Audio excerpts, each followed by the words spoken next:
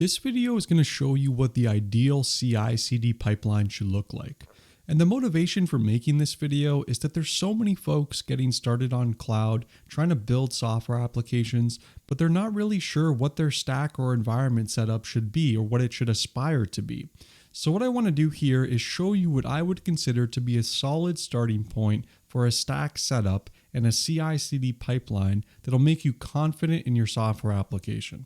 Now, this video is not going to go into any particular technology. It's not going to go into any cloud concepts or anything like that. It's just going to focus on the general concepts. And you're going to be able to adapt what I show you in this video using any technology of your choosing, whether that be something on the cloud like AWS, or even a custom tool that you roll yourself. I'm also going to touch on some other side items such as what the developer experience should look like when you're developing on your local stack and how that fits into this bigger picture of a CI/CD pipeline and the testing and production environments. So let's get right into it. And at first, I just want to talk about the first and pretty obvious step, which is source code. And this is where you're going to be storing all your packages and all your dependencies that are relevant for your application. Now, I'm not too opinionated on which technology you should choose here. I'm most comfortable with Git, and I think that's what most people are. So that's probably what I would suggest for most folks.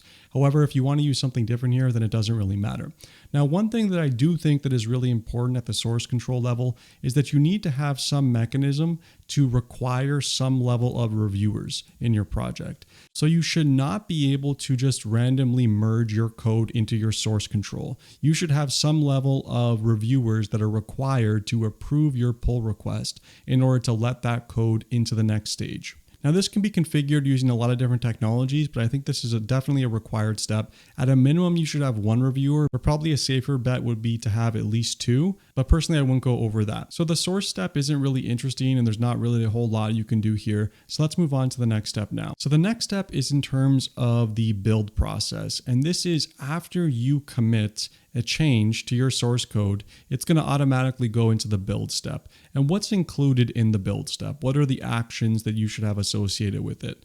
So the first one is a pretty obvious one again, which is just to compile your source code and all of your different dependencies. So whatever's in your package.json or your POM file or whatever language you're choosing, you need to be able to compile all that source code and all the dependencies that are included in your project. The next step is that we need to run all the unit tests that are associated with your project.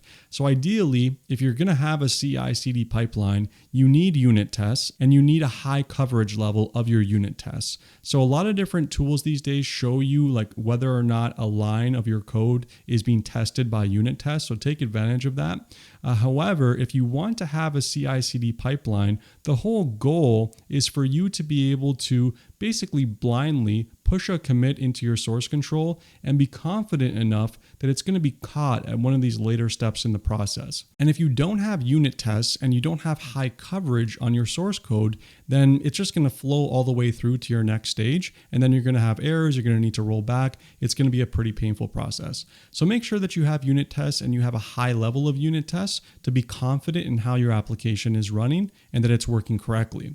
Now, the next step is code coverage.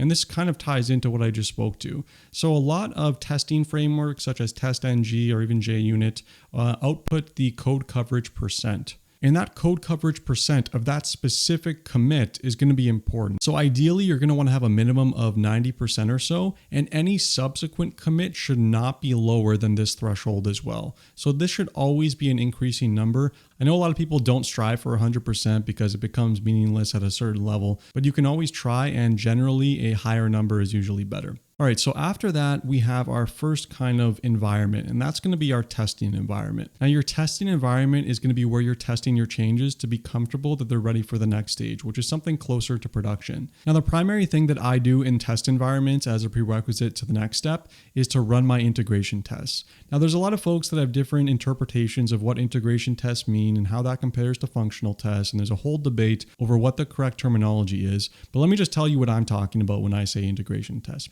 When I say an integration test, I mean if you have an API such as create order, you should have a test that executes the create order API and ensures that the correct outcome ensues. So for example, in this hypothetical integration test where I'm testing this create order API, after I call that create order with an expected input, I should also call get order right after that. And I should look at what the order contains. Does it contain all the things that I set when I created that order? If it doesn't, then there's something wrong. If it does, then you pass that test. Congratulations.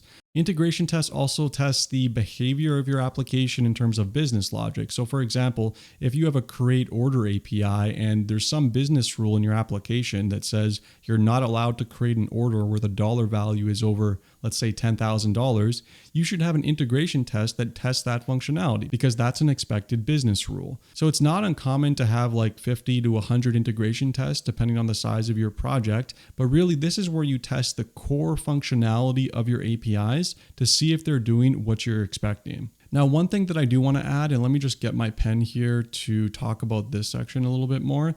So you should have the ability to turn these on and off. So the fact that you go from source to build should be kind of a switch that you can enable or disable at any point in time, because there could be a case where someone pushes something, you don't necessarily want to build it right away. Maybe you want to do something over here, or there's something that's in the pipeline and someone's testing something and you want to make sure they can finish before you start deploying your change.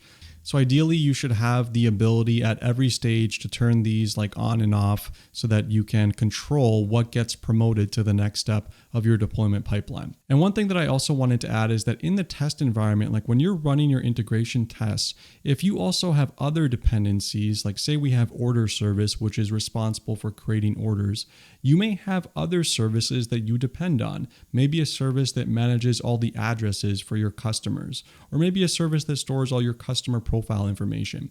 If there's dependencies in any of your APIs, you should also be testing those things as well. So if create order has a dependency on a customer profile service, when you run your integration test for create order and it depends on that customer profile service, you should also be testing that you're getting the expected information back from the customer profile service. So this kind of tests the end-to-end workflow of the system, and it gives you a lot of confidence that all your core APIs and your core logic is working as expected. So that's the core idea for the test environment, and this is really where you're going to spend most of your time. It's your sandbox to basically try things out. Now, the next stage is usually I have another stage in between test and production, but in this case, I decided to just keep this as a production environment. Now, one optional thing that I wanted to point out is that if you have a kind of a small to medium sized organization, then having a test in a prod environment is probably going to be just fine. However, the larger your organization gets, the more environments that you may need. So you may need a test environment and then a pre-production environment and then a production environment. And this is just useful because sometimes there could be many different folks that are testing different things at different times, such as QA, or someone's testing a specific feature and you need to put a branch somewhere for specific testing. Then that's where having these additional environments will help. But if you're a small organization, 2 is probably fine for you. So I wouldn't really worry about it too much. All right, so prod environment. So now we are in production. And the idea of one box, a lot of people ask, like, what does one box mean here? So a key thing that you can do to ensure that you're not deploying kind of a bad change out into your full-blown production environment where all your hosts are located, where all the traffic is going to be hitting for your customers, is that you have this idea of one box. And basically, what one box represents is that it's a fraction of your production traffic, okay? So say you have 10 hosts in your production environment. You may have one host that is this so-called one box host. So really this should be something like 10% or even less of your production traffic. And this just gives you the confidence such that, if you detect that there's something wrong on this host, like maybe your alarms are going off, maybe your latency is really high when you promote this change from your test environment to your prod one box environment. That means that, this is a bad deployment and you need to roll back that change right away. If you went from test to your full-blown production environment all the way over here on the right, then that means that you need to roll back like 10 or 20 hosts in your environment. And that's going to take a really, really long time.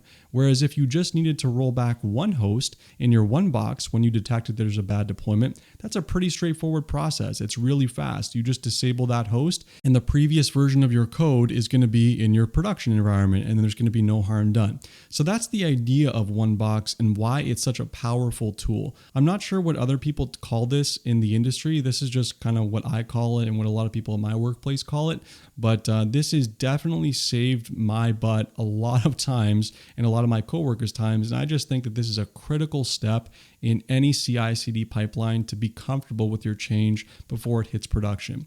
Now, if you're in a full-blown CI/CD pipeline, you probably don't even care about this anyways, because you're going to be so confident in your integration and your unit tests that you're going to be safe to go basically directly to prod. But most of us want that extra layer of kind of safety net, I want to say. So that's where this one box step really comes into play. All right, so when you deploy your change from test environment, and let me just draw this out really quick again.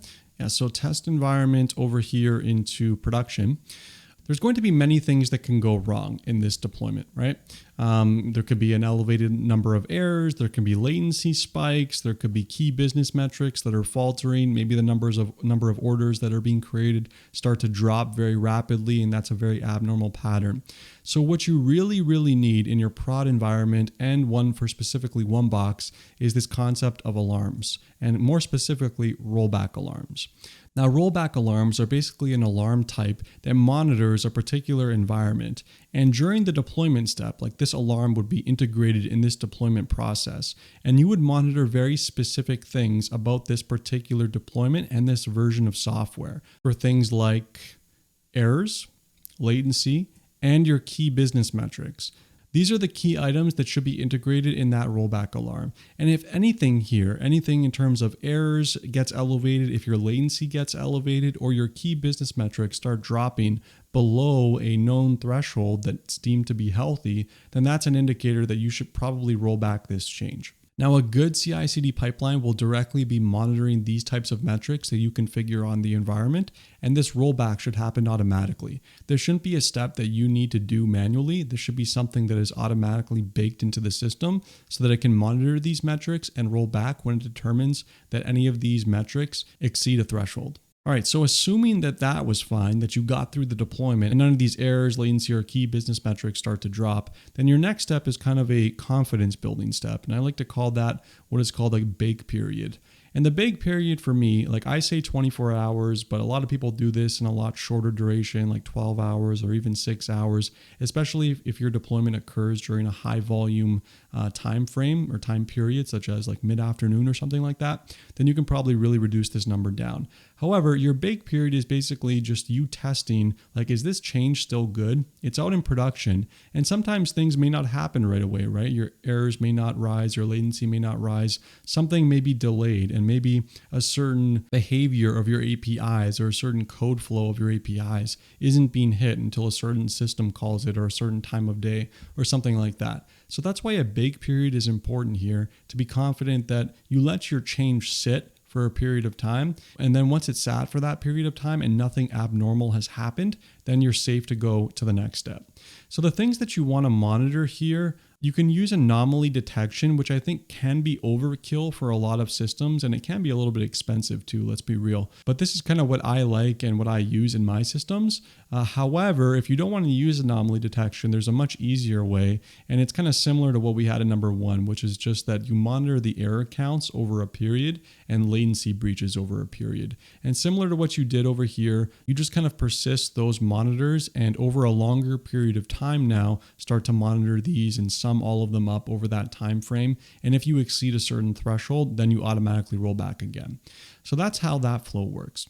Now, the final step, which is, it's not necessarily associated with this environment, but it runs on production, is this notion of a canary. And again, people call this a different name, I think, in the industry, but let me tell you what I mean when I say canary. So a canary is just something that tests your production workflow on a consistent basis with an expected input and expected outcome. So back to that create order API that we were talking about when we were testing it in the run integration test environment. What you would do if you want to set up a canary on that API is that you'd set up basically a cron job that triggers every minute. And inside the function of that cron job, you would call the create order API with an expected input. And you would hard code an expected output. And you would continuously call that API every 1 minute or possibly even less. And the idea here is that if this API ever starts failing or the output of the API starts resulting in an error, that's an immediate indicator that something is wrong with the system. Because if you have a new code change that gets into your production and this canary is running constantly 24 hours a day, every minute of the day, then anytime a bad change gets into production, this canary should be able to detect it right off the bat. And so this kind of goes into the bake period. It goes into the key alarms and the key things to monitor. And it goes ultimately back into that rollback alarm that's going to be used to kind of roll back our changes to the previous software version. So that's the idea with the canary. It's basically a function that runs on a interval that just repeats itself over and over and over again. And the expected outcome is that it consistently works as expected. And the moment it doesn't work as expected, you trigger an alarm, and that alarm triggers a rollback, and that rollback moves prod back into the previous version of software that was assumed to be working correctly. So that's the key idea here. So assuming everything went well here, you're pretty much good to go to the next step, and that's going to be your full-blown prod environment. So if this one-box environment was hosting 10% of the traffic, then your prod environment would be hosting the 90% of that traffic. So basically everything that's the remainder. And everything that is over here, and actually let me just draw that out just to make it perfectly clear. Everything that is, here, all of this stuff, alarms on key metrics, bake period, anomaly detection, canaries, this should also be over here, like basically verbatim. So you should have the same kind of checks that are running both in your prod environment and in your one-box environment. One thing that I realized I forgot to add, like how do we do this? How do we only direct 10% of the traffic to this host and 90% over here? There's many different ways. You can do this at the DNS level with DNS weights to say 10% goes to this URL and the other 90% goes to this one. There's also other ways depending on the technology that you're using. I know that like in AWS Lambda, there's a weight factor that you can give to your function versions. So you can say like 10% goes to this one and 90% goes to another one. That's another way to accomplish this, but there's many different ways. I'll leave it to you to look into it, but probably DNS is the most common one. And that's generally what people use. So again, everything is repeated over here and you have all those rollback alarms. You have everything that's included in the previous step. And after all of that occurs, you should be good to go in terms of your prod environment and should be pretty confident in your deployment that everything is working correctly. So that is kind of what I think a ideal CI/CD pipeline looks like. So just to recap, we have the source requiring the reviewers, we have the build steps, we have the test environment, we have an optional kind of pre-prod step in between here if you want to add some additional redundancy. We have that production one box, which serves a portion of the traffic, and we have a full-blown prod environment, which serves the remainder of the traffic. So one thing I also wanted to talk about really quick is just the developer experience. Like how should the developer experience fit into all of this? Maybe I'll just draw it down here just to kind of explain a little bit. So the way that these stacks should be set up, like in your service, say it's order service that manages the creation of orders, like the test environment has its own database, right?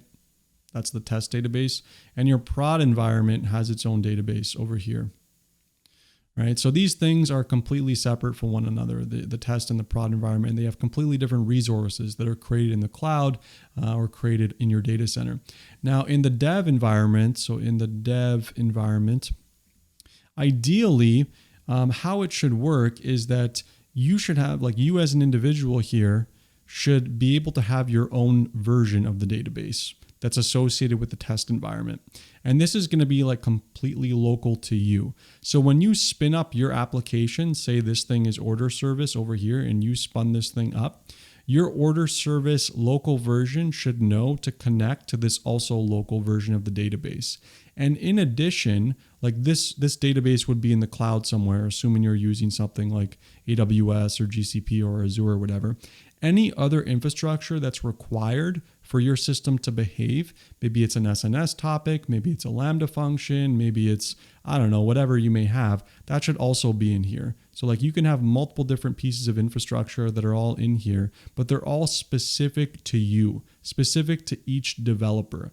And then in tandem, in your test environment, you also have all this infrastructure, right? And this stuff all exists in the test environment, and similarly, it also exists in the prod environment. So that's the idea here. The dev environment should be completely isolated, ideally in a separate AWS account, so that you kind of reduce the blast radius in case anything goes wrong.